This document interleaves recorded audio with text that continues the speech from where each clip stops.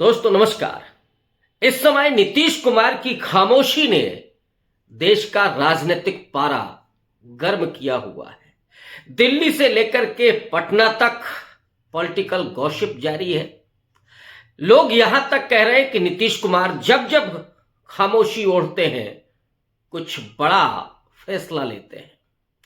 और अभी 1 वर्ष ही नहीं गुजरा है। 28 तारीख दिसंबर पिछले साल जब उन्होंने महागठबंधन को साथ छोड़ करके एनडीए का साथ पकड़ लिया था, इस्तीफा दिया था, फिर से मुख्यमंत्री बने थे। नीतीश कुमार की खामोशी पर तो चर्चा हो ही रही, लेकिन इसी बीच बिहार में एक और एनडीए का घटक दल नाराज बताया जा रहा है। नरेंद्र मोदी और अमित शाह की भारतीय जनता पार्टी के सामने इस समय एनडीए को बचाने की मुश्किल खड़ी हुई है। डॉक्टर अंबेडकर के अपमान के बयान के बाद अमित शाह ने जो एनडीए के घटक दलों की बैठक की, उसमें उन्होंने अपील की कि वो बीजेपी का साथ दें, अमित शाह का साथ दें।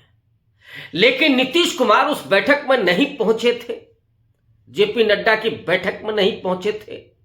दरअसल जिस तरह से भारतीय जनता पार्टी ने 2 राज्यों के चुनाव जीतने के बाद जो फिर से अहंकारी भाव दिखाया, उसके बाद सहयोगी दलों की नाराजगी तो होनी ही थी।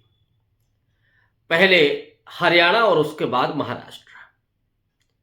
जब लोकसभा चुनाव के ठीक बाद जिस तरह से नरेंद्र मोदी ने नीतीश कुमार और नायडू से लेकर के तमाम सहयोगी दलों का स्वागत, सत्कार, अभिनंदन करने में कोई कोर कसर नहीं छोड़ी थी, लेकिन जैसे ही हरियाणा और महाराष्ट्र चुनाव जीता, वैसे ही भारतीय जनता पार्टी का अहंकार आसमान पर पहुंच गया। और आलम यह है कि महाराष्ट्र में जिस शिंदे के चेहरे पर चुनाव लड़ा गया, एकनाथ शिंदे के, उन्हीं एकनाथ शिंदे को विदाई दे दी गई।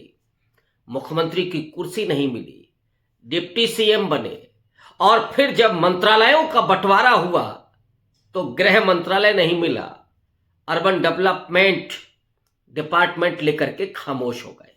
उतना ही नहीं था, तमाम उनके पार्टी के लोगों को भी वो मंत्रालय नहीं मिले या मंत्री पद नहीं मिले जिसकी उन्हें उम्मीद थी।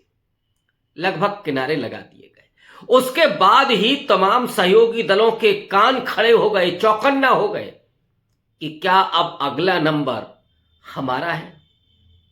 नीतीश कुमार भी उसी समय से चौकन्ने बताए जाते हैं। उसके ठीक बाद अमित शाह ने जिस मीडिया कॉन्क्लेव में यह कह करके नीतीश कुमार को भौचक्का कर दिया था कि बिहार का चुनाव किसके चेहरे पर लड़ा जाएगा ये अभी तय नहीं है, या इसका जवाब ऐसे प्लेटफॉर्म पर नहीं दिया जाएगा। वो सीधा इशारा था कि नीतीश कुमार मुख्यमंत्री का चेहरा नहीं होंगे।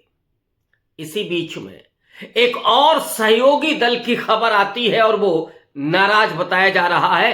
वो है जीतन राम मांझी, बिहार के हिंदुस्तानी अवाम मोर्चा सेकुलर के राष्ट्रीय अध्यक्ष और इस समय केंद्रीय सरकार में एमएसएमई मंत्री हैं। और ये जीतन राम मांझी वही हैं जिन्होंने बिहार में जब उठापटक हुई थी, उस समय तेजस्वी यादव ने, लालू प्रसाद यादव ने उनके बेटे को पहले डिप्टी सीएम और फिर सीएम पद का भी ऑफर दिया था, लेकिन वो नरेंद्र मोदी का साथ छोड़ने के लिए तैयार नहीं थे। लेकिन अब परिस्थितियां दूसरी हैं। दिल्ली विधानसभा का चुनाव है और उसके बाद बिहार विधानसभा का चुनाव होना है। इसी समय जीतन राम मांझी चौकन्ना होकर के अपनी तमाम शर्तों को सामने रख रहे हैं। दिल्ली में उन्होंने अकेले चुनाव लड़ने का ऐलान कर दिया है। दिल्ली विधानसभा चुनाव में इस बार भारतीय जनता पार्टी किसी भी कीमत पर अरविंद केजरीवाल को बाहर का रास्ता दिखाना चाहती है और इसके लिए पूरी तैयारी की गई थी। पहला मुद्दा बीजेपी को मिला था सुप्रीम कोर्ट के जरिए, जब सुप्रीम कोर्ट ने SC ST वर्गीकरण का फैसला दिया और दलितों के बीच में जो एक दरार, एक विभाजन पैदा हुई, उसका सीधा फायदा बीजेपी ने उठाया। खास करके दिल्ली के जो वाल्मीकि समाज है वो एंटी आम आदमी पार्टी, एंटी कांग्रेस खड़ा हो गया, क्योंकि उसे सीधे तौर पर यह बताया गया कि यह फैसला भारतीय जनता पार्टी की तरफ से आया है या उसके समर्थन से आया है।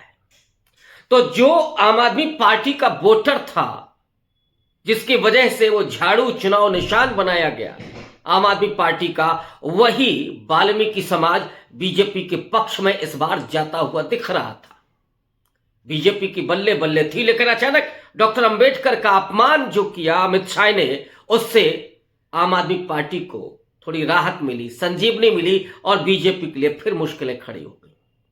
दिल्ली में पूर्वांचल का और बिहार का एक बड़ा वोट बैंक है, जो समूचे रूप से भोजपुरी भाषी जिसको हम कह सकते हैं, एक बड़ा वोट बैंक है, और उसको लुभाने के लिए बीजेपी ने अपने पक्ष में करने के लिए मनोज तिवारी जैसे भोजपुरी स्टार को अपना प्रदेश अध्यक्ष बनाया था। वही मनोज तिवारी अभी भी भारतीय जनता पार्टी के दिल्ली के बड़े लीडर्स में से हैं और उनकी ख्वाहिश तो दिल्ली का मुख्यमंत्री बनने का है। लेकिन जीतन राम मांझी ने पहले तो दिल्ली विधानसभा में अपने लिए कुछ सीटों की डिमांड की, लेकिन उनके नेताओं का यह कहना है कि भाजपा के किसी भी व्यक्ति ने उनसे कोई भी संपर्क करने की कोशिश नहीं की, उनकी बात सुनी ही नहीं गई। लिहाजा जीतन राम मांझी ने ऐलान कर दिया है कि वो दिल्ली में अपने अलग से प्रत्याशी उतारेंगे। अब ये फायदा और नुकसान किसको होने जा रहा है, इसकी भी चर्चा होनी चाहिए। दिल्ली में जो भोजपुरी भाषी पूर्वांचल या बिहार का मतदाता है, वो मतदाता, और उसमें भी खास करके जो दलित मतदाता है, वो वहां से निकलता है, तो क्या बीजेपी को फायदा होगा? या इस बार बीजेपी की नजर खास करके नॉन जाटो दलित समाज पर थी और इसलिए जीतन राम मांझी का अलग से चुनाव लड़ना बीजेपी के लिए नुकसानदेह साबित हो सकता है। इतना ही नहीं, जीतन राम मांझी ने एक कदम आगे बढ़ करके बिहार में के लिए भी ऐलान कर दिया कि इस बार उनको बिहार में 30 सीटों पर चुनाव लड़ना है, यानी 30 सीटें उनको चाहिए। ये लगभग नामुमकिन है, क्योंकि पिछली बार जब चिराग पासवान अलग से चुनाव लड़ रहे थे, उस समय भी उनको केवल 8 सीटें मिली थी। इस बार तो चिराग पासवान एनडीए के साथ हैं, बीजेपी के साथ हैं, ऐसे में 5 से ज्यादा सीटें मिलने की उम्मीद मांझी को नहीं है।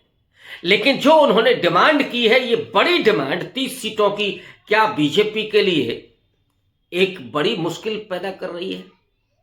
और ये तब जब नीतीश कुमार इधर खामोश बैठे हैं और मांझी उधर तलवार खींच रहे हैं। वे भले ही नरेंद्र मोदी के साथ अभी मंत्रिमंडल में हैं, लेकिन जीतन राम मांझी का जो इतिहास है वो ये बताता है कि वो हमेशा ऑफेंसिव पॉलिटिक्स करते हैं। नीतीश कुमार ने उनको अपना इस्तीफा देने के बाद मुख्यमंत्री बनाया था और उसके बाद मांझी ने ही उनकी बात मानने से इनकार कर दिया था, और जैसे ही नीतीश कुमार ने उनको हटाया, मांझी ने अपनी अलग से पार्टी बना ली और फिर एक बड़ा कद उनका बिहार की राजनीति में स्थापित हो गया। तो मांझी कोई ऐसे नहीं है कि हमेशा चिपके रहेंगे। मांझी को भी पलटी मारने में ज्यादा वक्त नहीं मिलेगा, ज्यादा वक्त नहीं लगेगा। और ऐसे में जब नीतीश कुमार खामोश हैं, जब और अनेक सहयोगी इस बात को लेकर के आशंकित हैं कि जैसे ही बीजेपी मजबूत होती हुई दिख रही है, वैसे ही नरेंद्र मोदी ने सहयोगी दलों को भाव देना बंद कर दिया है, कमजोर किया जा रहा है सहयोगी दलों को। जिस तरह से एकनाथ शिंदे और उनकी पार्टी को, अजीत पवार की पार्टी को वहां लगभग किनारे करके और एक टोकनिज्म के जरिए ही उनको सरकार में शामिल किया गया है, क्या यही हाल बाकी और सहयोगी दलों का होने वाला है? इसलिए जीतन राम मांझी भी चौकन्ना है और अब तो उन्होंने सीधे तौर पर ऐलान कर दिया है कि दिल्ली में वो अलग से चुनाव लड़ेंगे और अगर बिहार में उन्हें 30 सीटें नहीं दी गई तो वहां पर भी वो अलग से चुनाव लड़ जाए, ये कहने में कोई हर्ज नहीं। कुछ भी हो सकता है, क्योंकि मांझी अपने ही पतवार लेकर के अकेले भी दरिया पार कर सकते हैं। ये उनको मालूम है कि उनका हुनर क्या है, उनकी हैसियत क्या है, उनकी महत्ता क्या है। इसलिए मांझी ज्यादा समझौता करने वाले नहीं हैं। और कहीं नीतीश कुमार ने पलटी खाई और लालू प्रसाद यादव उनको मनाने में कामयाब हो गए तो फिर मांझी भी पलटी मार करके महागठबंधन के साथ आ सकते हैं और मोदी की खटिया भी खड़ी हो सकती है। यह भी हो सकता है कि दिल्ली भी मोदी के हाथ से निकल जाए। शुक्रिया, धन्यवाद।